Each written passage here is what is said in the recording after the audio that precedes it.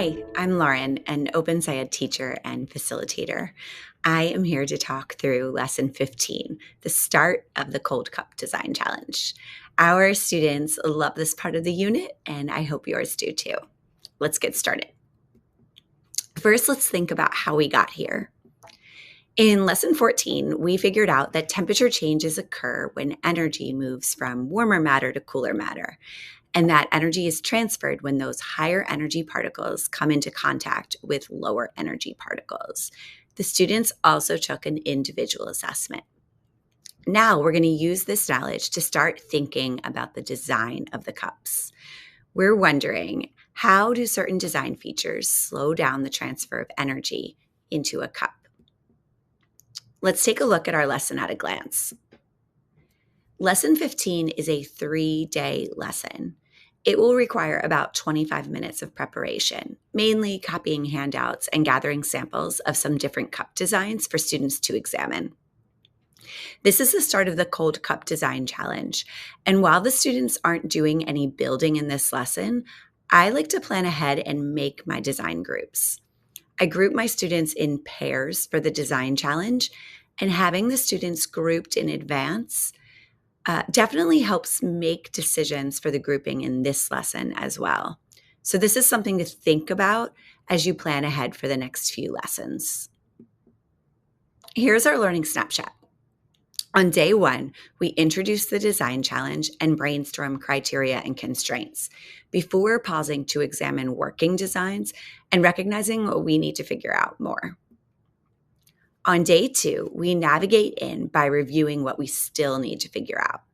The students work in groups to read 3 scientific texts and then work together to make revised models showing how design features slow down energy transfer. Through their reading, students figure out that the absorption of light energy relates to an increase in particle kinetic energy. And then when reading about porous materials and double walls, they figure out that air has fewer particles and therefore fewer opportunities for particle collisions. This is going to become very important for the students when they make their designs. In the last big section of the lesson, day 3, the students conduct a gallery walk to examine their posters from day 2. Then they come together in a scientist circle to develop a final class consensus model for each of the 3 gaps in our knowledge. We leave this lesson ready to start designing.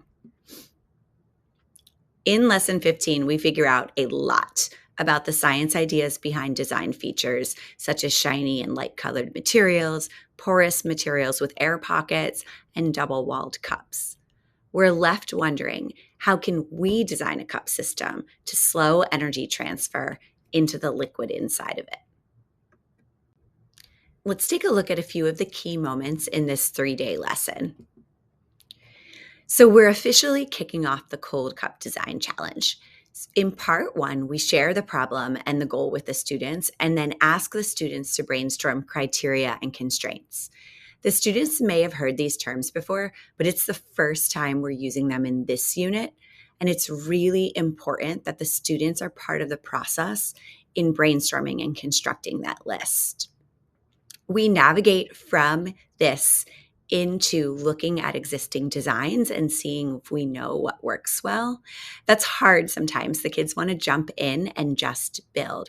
So I usually tell the students that, okay, we have this great list. I'm going to have each class brainstorm a list, and then my co-teacher and I will use them to make the final criteria and constraints for official challenge.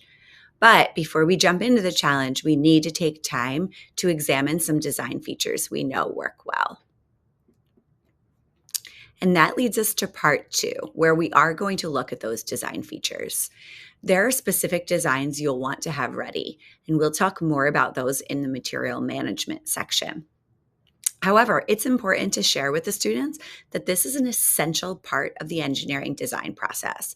We need to take the time to look at designs we know are effective and to build from those ideas. My students had difficulty with the data table that is provided. I had a lot of surface level responses at first, and the students had trouble thinking about what did we still need to know.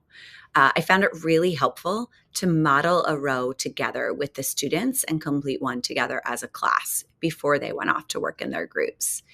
The teacher guide also has prompts to help push students further.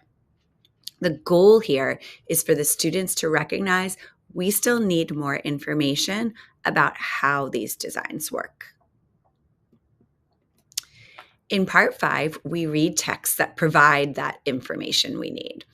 So there are 3 articles. Each group reads one article. This is a jigsaw activity.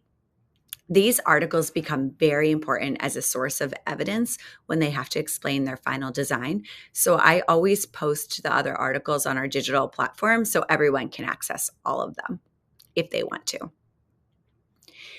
It's also really helpful here to plan ahead if possible. So as I said earlier, I have my students design their cups in pairs. So I make those pairs before starting lesson 15 and make sure that each student in the pair is reading a different article. This is not necessary, but I find it really helpful. On day 2, the students work collaboratively to design posters of the features they read about. This is a great time to check in with individual students as they work together and spot check their understanding. Be strict about time here. We are not making formal, fancy posters. Our goal is to represent our knowledge and teach others. So put a timer on the board and hold firm to that timeline.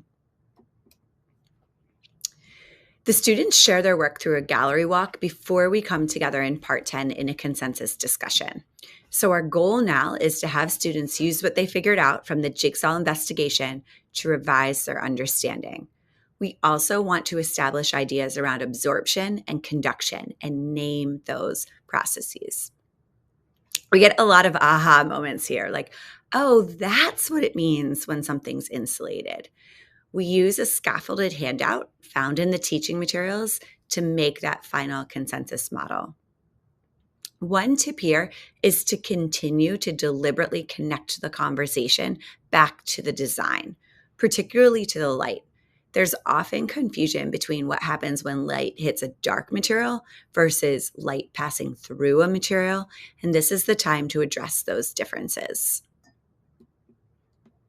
There aren't too many materials required in lesson 15, but there is one tip to keep in mind.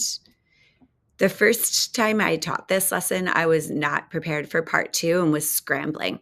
It's really important to gather examples of each type of design feature students will be working with. The more, the better.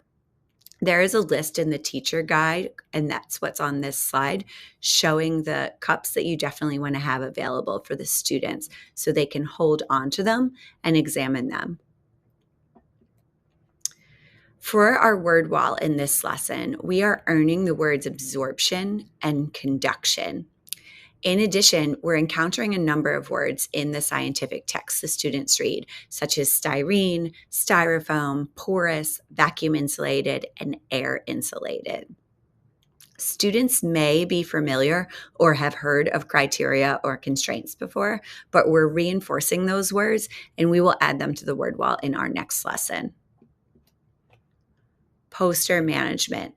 In this lesson, the students create posters and we create a final consensus model that they'll have a copy of in their notebooks. You're going to want to continue to display this model during the design challenge. I also find it helpful to keep a few of the students' posters hanging around the room because it helps to jog their memory as they're working on their cup designs. That is it for lesson 15.